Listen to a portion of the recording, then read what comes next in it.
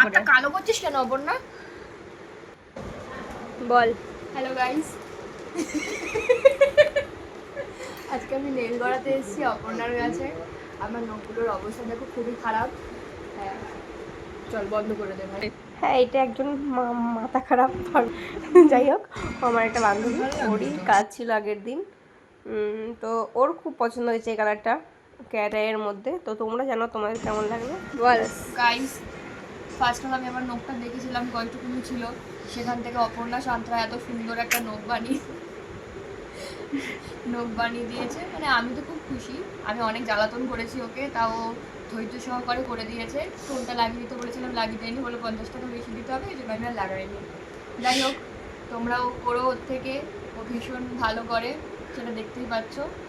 কিন্তু ওরকম 50 টাকা বললে দিয়ে দিও, আমি করলাম না, আমি কিনতে চাই। বাই।